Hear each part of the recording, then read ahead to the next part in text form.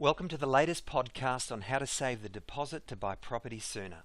We trust you'll agree that this information is informative, practical, and extremely valuable when put into practice. To respect everyone's time, we won't have a Q&A session as part of the podcast, so while listening, jot down any questions you have and then email them to hello@mrdpartners.com.au, and we'll come back to you and answer them individually. Before we start, I'd like to draw your attention to the disclaimer you see on the screen. This podcast is not a substitute for professional advice. Rather, it's educational information designed to challenge mindsets and paradigms and hopefully aid you in making better and more informed decisions and allowing you to get into or back into the property market sooner, as well as clear debt faster. Now, firstly, for the benefit of those who are not familiar with MRD Partners, we're a boutique family business, now in our 16th year of operation. We've been committed to partnering with and supporting property investors since the 15th of May 2002. While our industry peers tend to focus on transactions, looking to merely sell you property before moving on to the next prospect, the MRD way is to partner with you over the long term.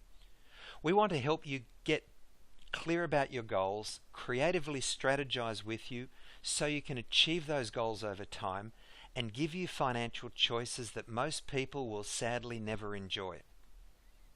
We teach the responsible use of the right kind of debt to build wealth for you and your family's future.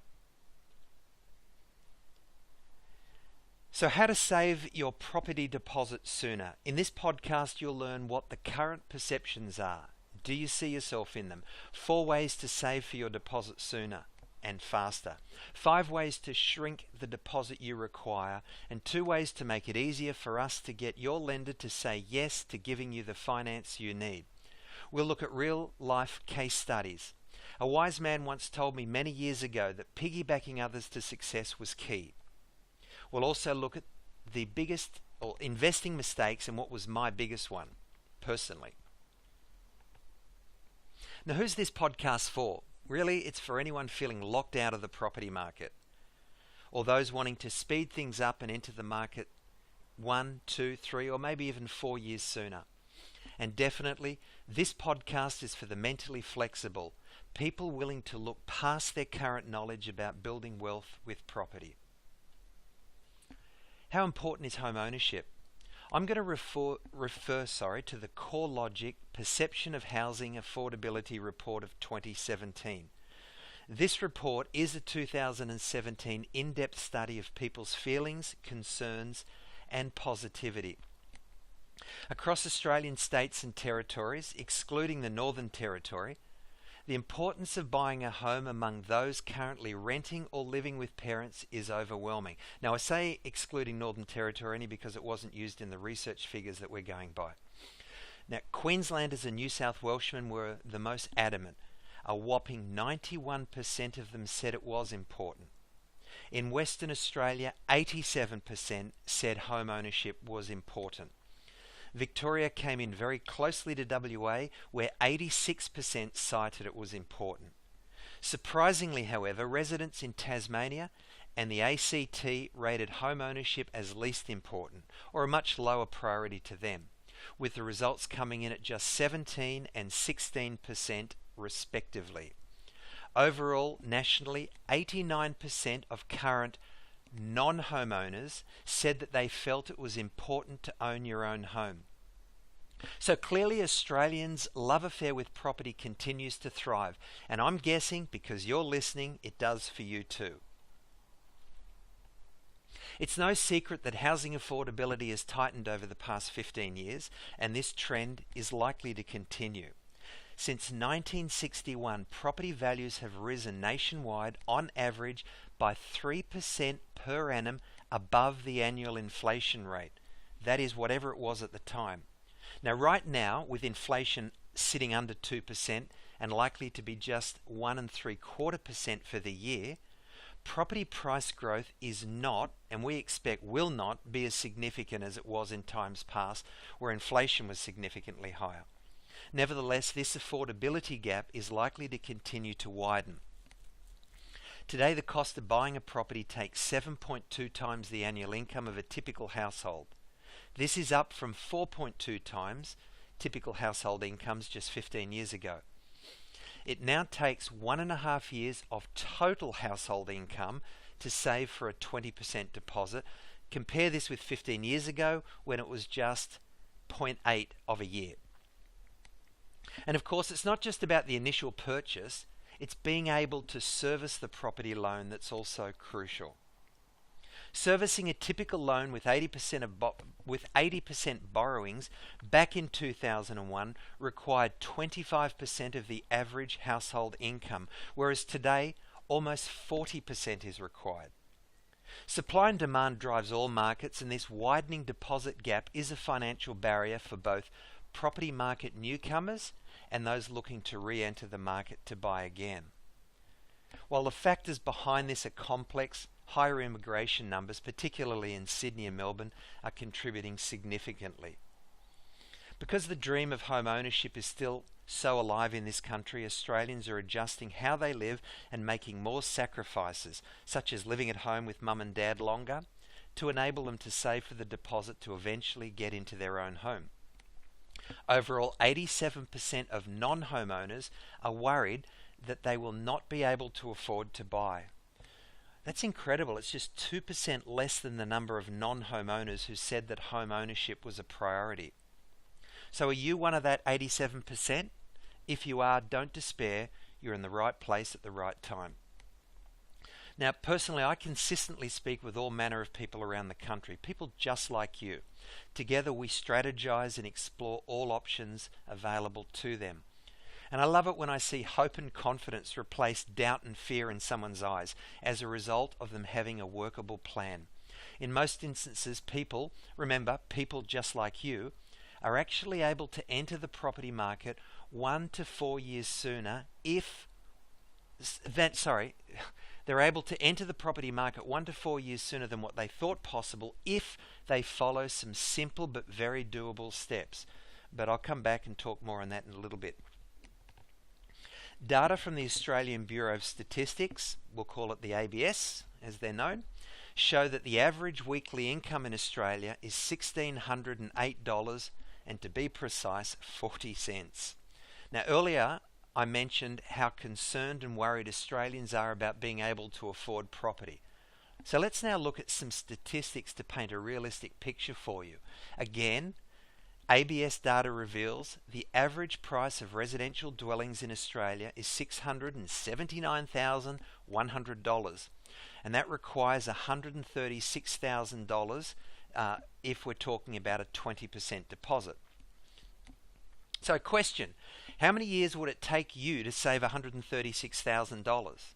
Now, even if we halve the deposit to 10%, how long would that take? The latest research findings show that even a hard-saving couple need 4.9, that's virtually 5 years, to squirrel away a 10% deposit for a median-priced Australian property.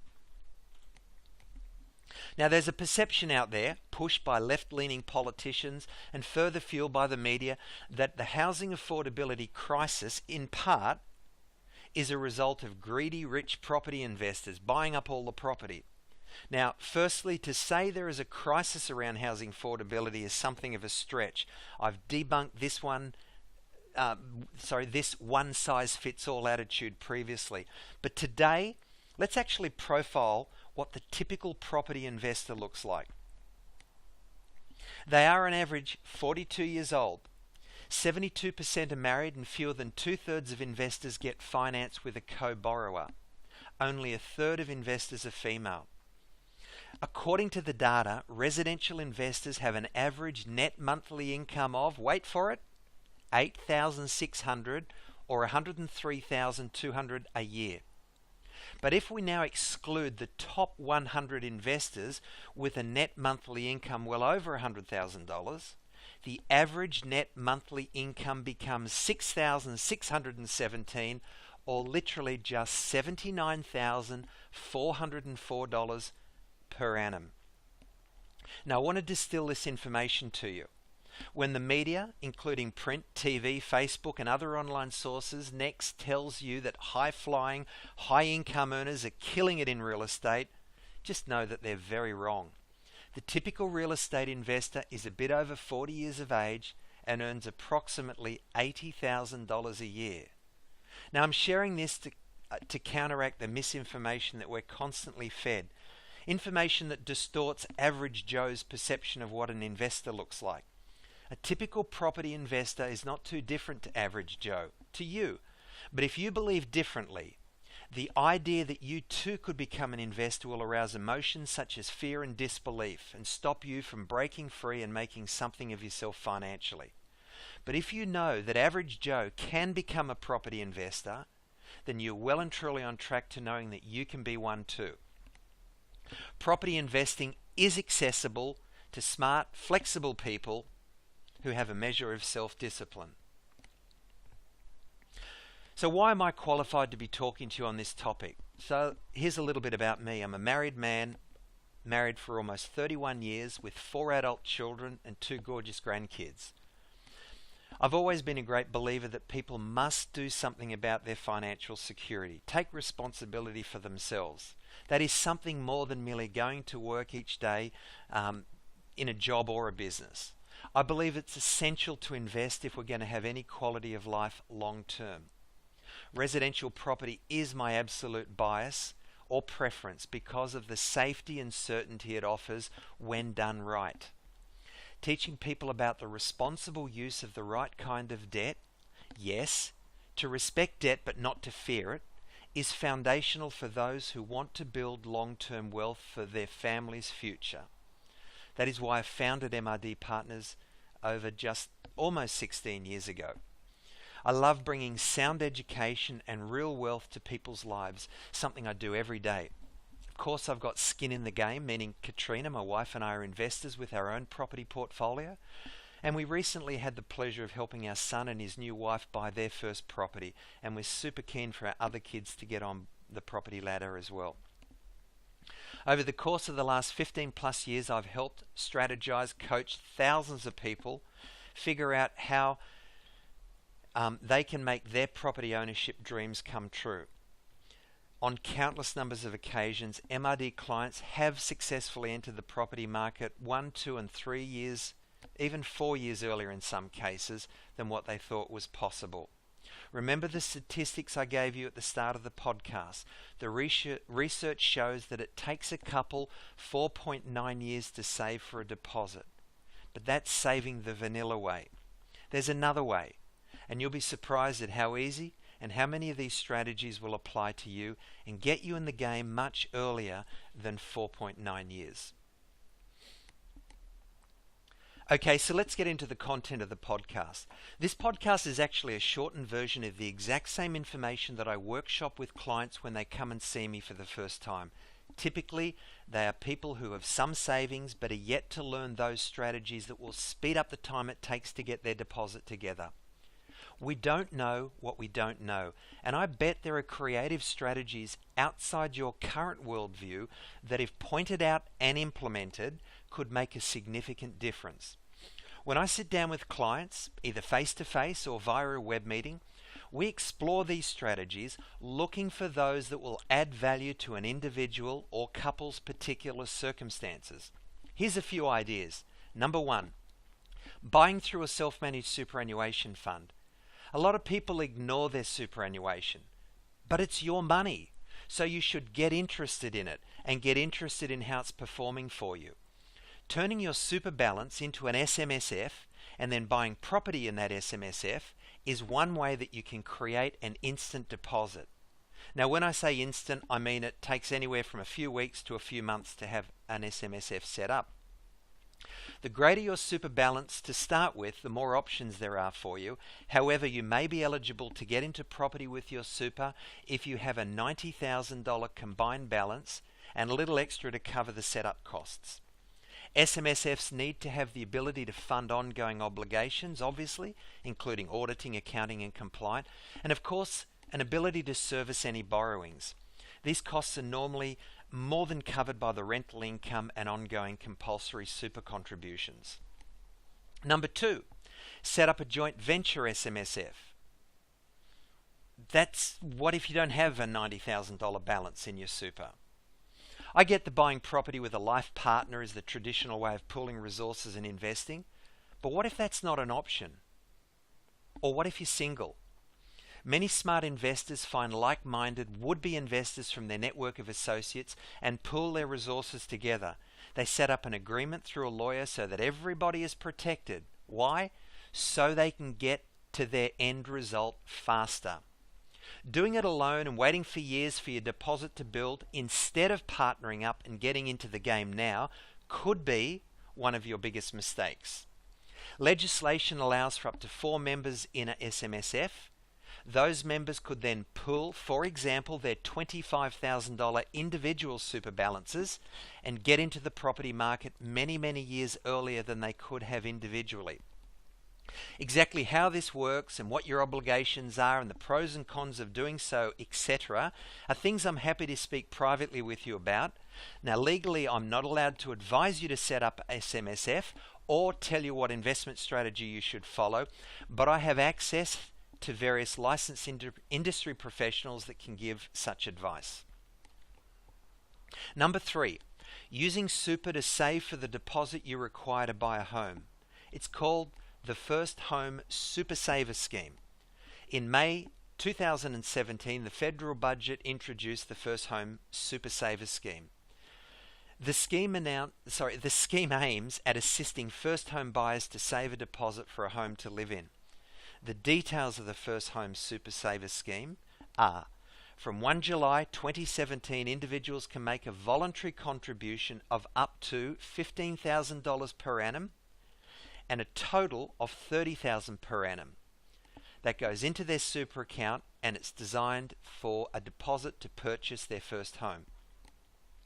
These voluntary contributions, not to be confused with compulsory contributions, are what's used, and they reduce your taxable income and thus your tax obligation, and then they're taxed on the way into super at just the standard rate of 15%. These contributions, along with deemed earnings, can then be withdrawn and used toward a deposit on a first home. Withdrawals will be allowed from the 1st of July 2018 and will be taxed at the individual's marginal tax rate less a 30% offset. Now, don't get bogged down with the details. I'm moving through this information quickly. Suffice to know that you can use your super to save for a deposit if you haven't owned a home before. For most people, the First Home Super Saver Scheme could boost the savings that they have put toward a deposit by at least 30% when compared with saving through a standard deposit account. This is due to the concessional tax treatment and the higher rate of earnings often realized within superannuation. Employees will be able to take advantage of pre-tax salary sacrifice contribution arrangements to build the deposit required to get into their home faster. The self-employed and the minority of workers whose employers don't facilitate salary sacrificing are able to still claim a tax deduction on their personal contributions when they do their end-of-year tax returns, meaning their savings are effectively coming out of pre-tax income. Voluntary contributions under this scheme must be made within existing superannuation caps, and the total concession contributions an individual can make from both compulsory employer contributions and voluntary contributions, including those made under the scheme, can't exceed $25,000 in the current tax year. The amount of earnings that can be released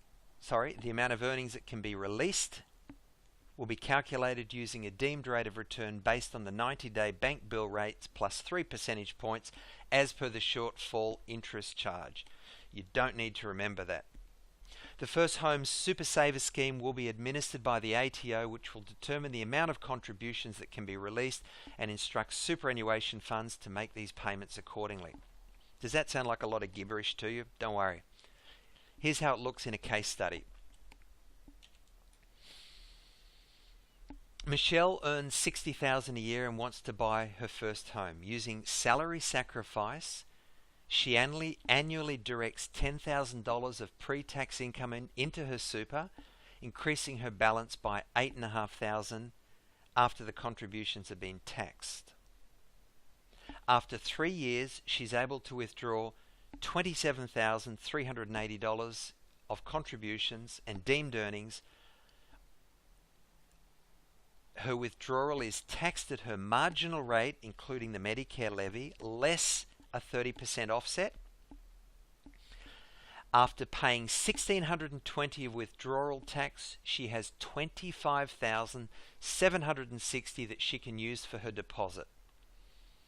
Michelle has saved around $6,240 more for a deposit than if she'd saved in a standard deposit account.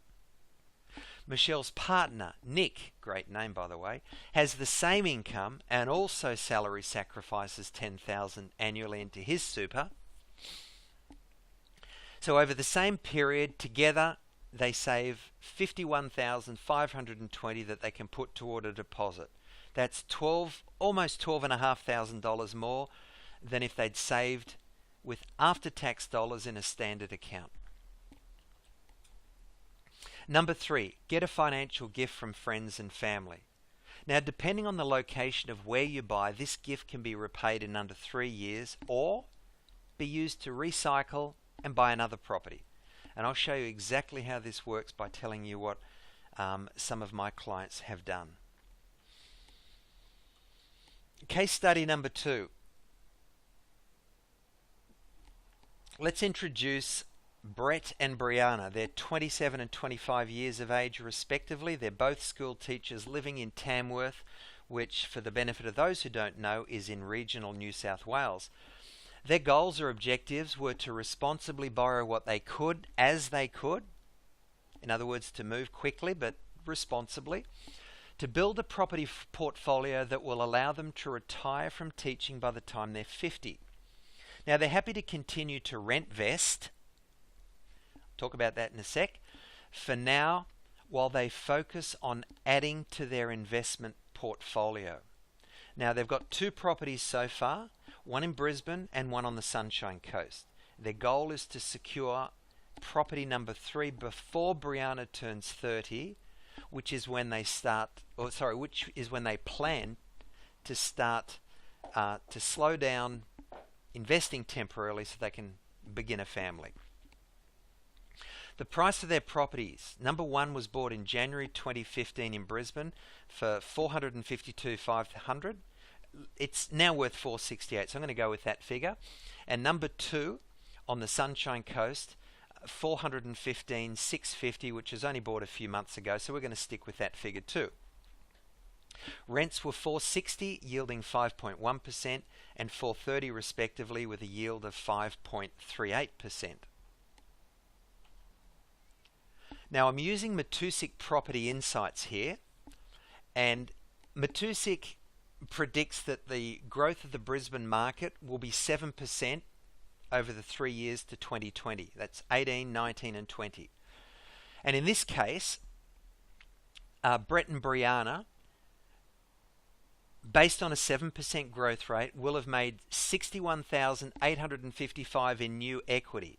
Now, that's excluding the bit they've made already and excluding anything they make in property number 3 if they stick to their goals and get the 3rd property in the time frame they're looking at. So that's potentially $61,855,000 worth of additional equity or wealth over the next 3 years. Now, what I haven't told you so far is that their original deposit for their first property was mostly gifted from their parents. Not sure which side, but from their parents, with a smaller portion coming from genuine savings. Now, that gift was used for the 10% deposit and costs on the first property, with the personal savings that they did have going straight into an offset account against the loan. By continuing to save hard and using MRD's advanced financing strategies, they were able to rapidly reduce debt and allow them to leverage into property number 2 much quicker than they'd originally thought possible. They didn't think they'd have 2 by now, but they do. Now, the parents that assisted them were in the position to do so, and I know that's not always the case, and they're happy to wait for the loan to be repaid at a later date. So the anticipated equity gain between now and 2020 will be just $1,500 short of what the initial gift was.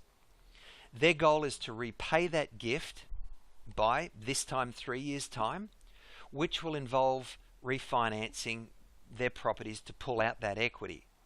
Or, depending on their parents' sense of urgency and how Brett and Brianna feel about it at the time, they may change their plans and go on to purchase a third investment property with the help of that money again. Now that sounds great, but often parents aren't sitting around with cash ready to give to people, even though they want to help their kids. But they may opt for setting up a deposit loan from the equity in the family home. And such a loan would then be the responsibility of the kids, but made possible by the parents so that their offspring could get started in property. And we've seen that happen many times too. So let's look at 5 ways to lower the deposit and how to make it easier for MRD to find a lender that will say yes to your loan application. Now this could mean you start buying 1, 2, 3 or 4 years earlier, as I've stated before, and I want to drive home that point because it's all about speeding up the time it's going to take to get your next deposit. So number 1 is by rent vesting. I mentioned that that's what Brett and Brianna are doing, but this is what they did exactly. Or this is what it is exactly, and it is what they did. It's an interesting strategy, and simplifying it, this is how it works. You purchase a property and give the management over to a property manager. They find a tenant, he or she, and you have a quantity surveyor complete a depreciation schedule for you. You collect rental income and claim your maximum taxable, allowable tax deductions. You continue to rent where you live, leaving the tenant and the taxman to pay most, if not all, of the associated costs. You continue to build your property portfolio, simply repeating those steps over and over. That's it. It's easy, right? It's actually easy for real estate investors who pay all costs with before tax dollars, but not so easy for people who see themselves as homeowners, who pay the costs with after tax dollars. That's because they're living in the property. A rent vesting strategy adds another income or rent to your financials. And if you structure your finances the right way, it'll see your non-deductible home loan reduce quicker, both of which means you're more likely to hear a yes from your lender sooner. So, if you're a mad keen, sure about being a property investor type of person, then rent vesting is definitely a smart strategy that I recommend you consider and or speak with us further about. Rent vesting was actually one of the biggest investing trends in 2017.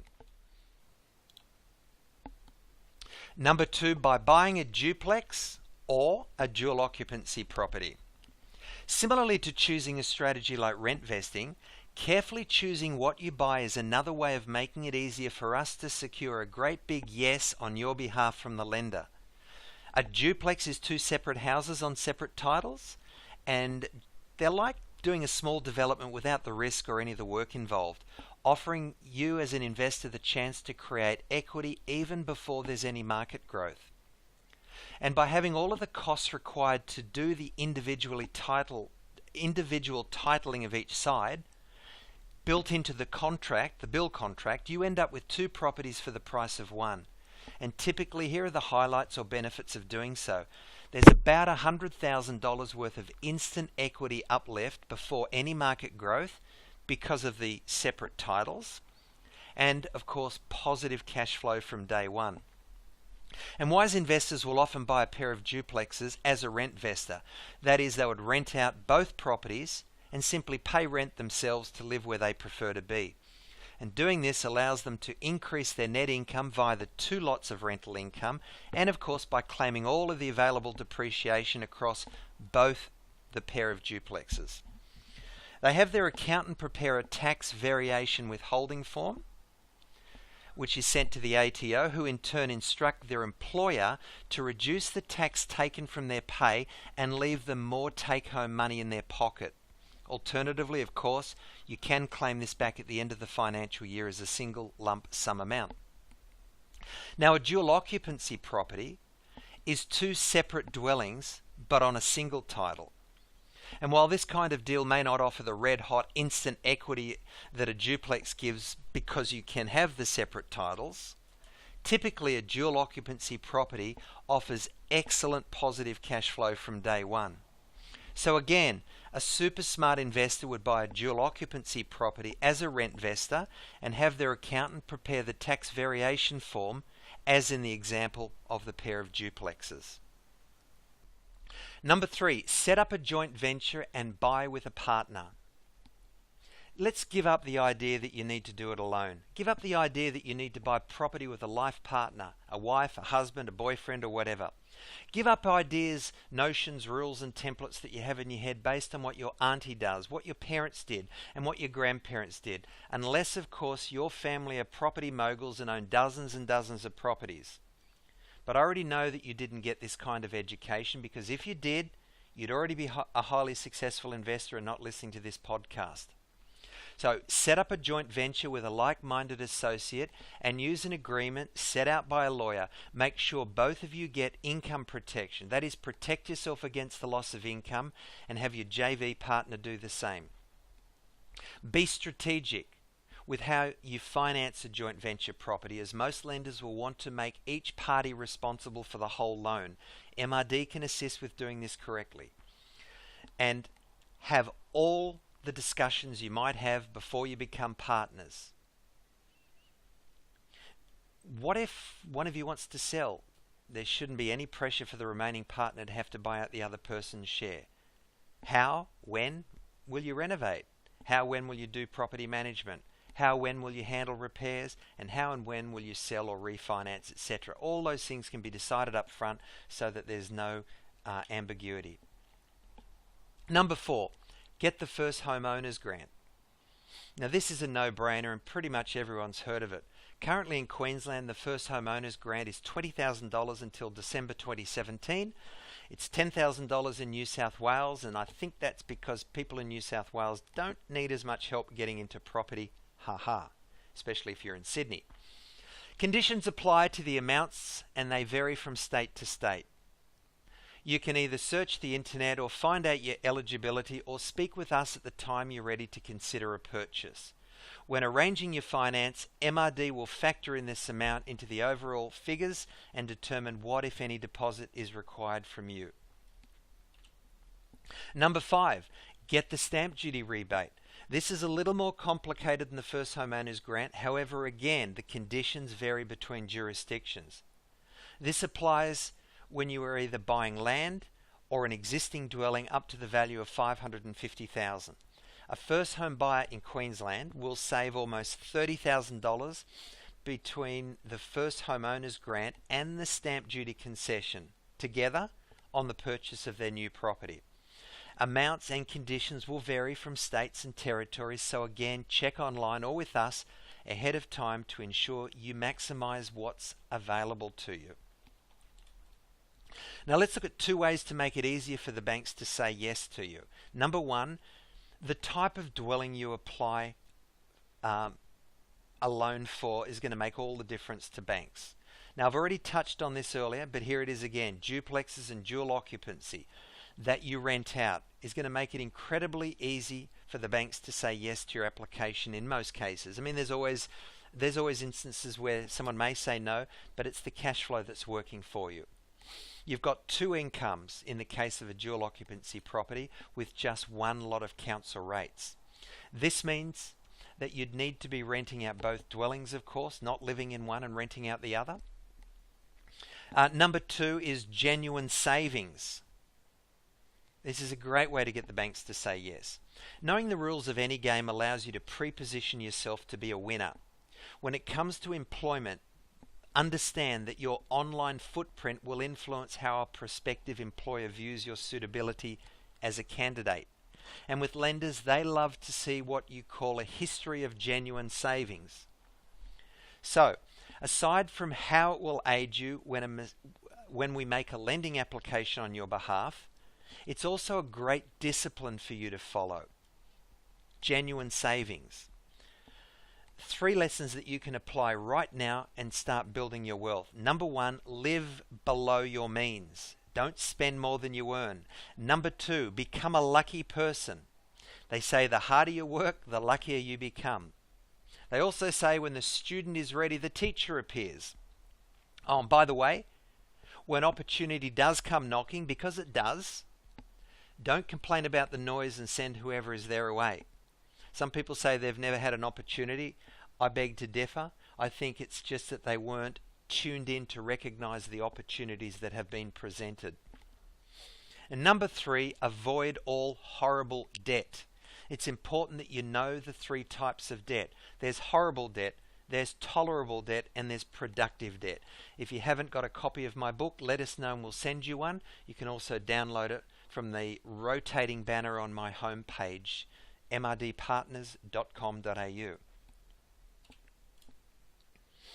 So how to increase your cash flow once you are an investor? Number 1, have a quantity surveyor prepare a depreciation schedule on your new property.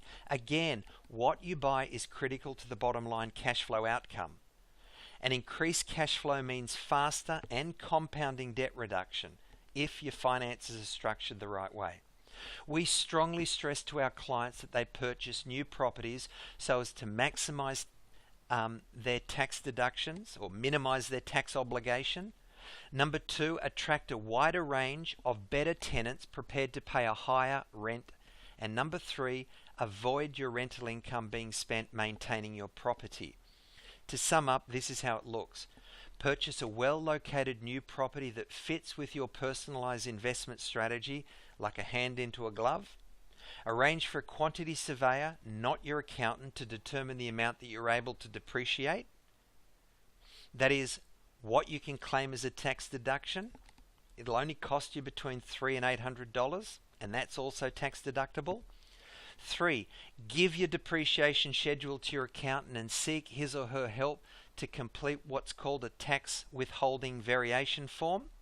4, send that completed form off to the ATO, who will then advise your employer of your new reduced weekly, fortnightly, however you're paid tax obligation, which means that your employer will legally be allowed to withhold less from your salary.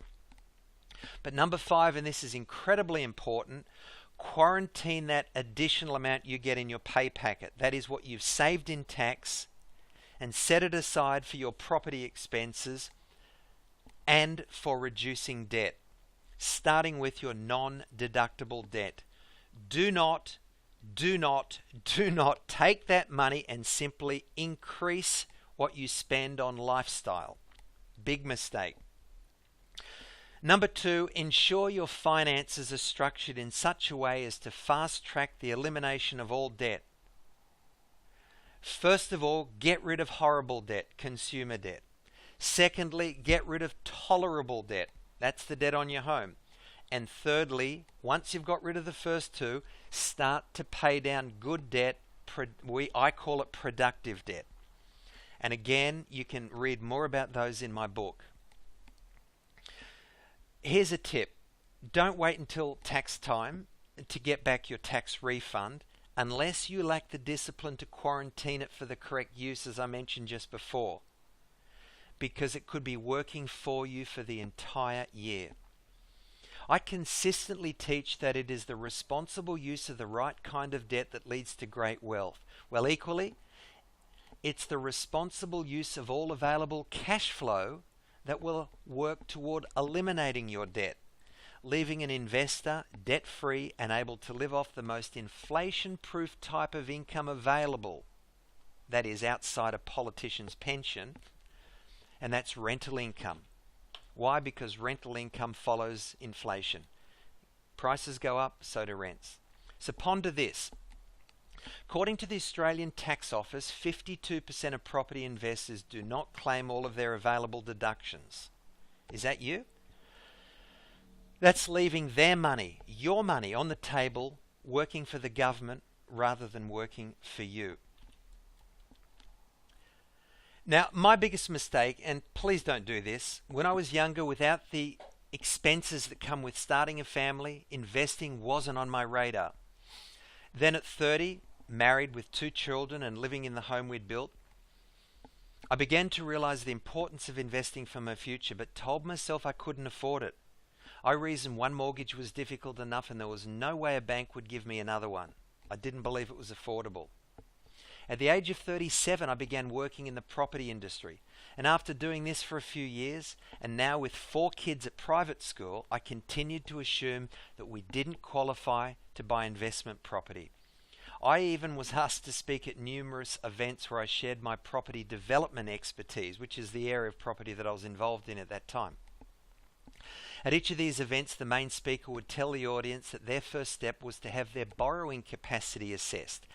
People were asked to complete a form that would give a snapshot of their financial position so that a qualified professional could assess whether or not they could borrow, and if so, how much. Basically what a lender thought of them. Anyway, one day the penny dropped for me and I thought, I've got nothing to lose. So I had Katrina's and my borrowing capacity assessed. Look, subconsciously a part of me hadn't done this previously because I told myself that I was going to get rejected, and I suppose rejection is something that all of us try and avoid. To my surprise, we actually had the capacity to buy 2 investment properties, which we quickly did. So to sum up, in my early days I was untrained in finances, unqualified and without a clue. And yet between the ages of 30 and 40 years of age, I continued to listen to me. I made poor decisions as a result, and the consequences were what they were. I didn't progress at all. So I was 40 when I became a property investor, and I consider that I lost 10 years worth of property growth opportunity. Now, had I taken action 10 years sooner, the equity that we would have amassed would have allowed us to invest into more properties and sooner. And it goes without saying we'd have more equity today in all of those properties. So more properties with more equity equals more wealth equals more choices. We learn from our mistakes, but it costs a lot less if we learn from other people's. So I'm encouraging you to learn from mine. The MRD way is to offer you the support through our partnership so that you can live each day confident in the knowledge that your action plan is being implemented the right way. Of the many MRD clients we partner with, those who achieve the greatest outcome follow a pretty simple formula. Firstly, we take them through an in-depth discovery session, which is to determine their starting position and the most appropriate way forward. From there, we devise a plan or a blueprint. And finally, we intentionally action the plan together. And of course, doing regular reviews to tweak that plan as necessary. This is to ensure that as changes occur to someone's situation and or circumstances, they remain on track. But right now, your next step is incredibly simple, and that is to determine your borrowing capacity. With your situation exactly as it is today, perhaps if you were to move into a rental property, successful property investing is possible, and it will be your experience if you do it correctly. So don't be like me in my 30s and talk yourself out of further investigation, but take up our offer to illuminate what might be, and at the end of the day, do something. We have proprietary in-house software that offers powerful insights into your future. So the ball is in your court now as to whether you log off and go back to more of the same, where nothing changes, or whether you use the link below to request your borrowing capacity to be assessed. Well, that's it for this podcast, and I trust you've gained some great insights from it. I know I've had to move quickly. I apologize for that, but just please send me your questions, your thoughts, your feedback, hello@mrdpartners.com.au. All the best for great success in your own investment journey, and I look forward to speaking with you in the very near future.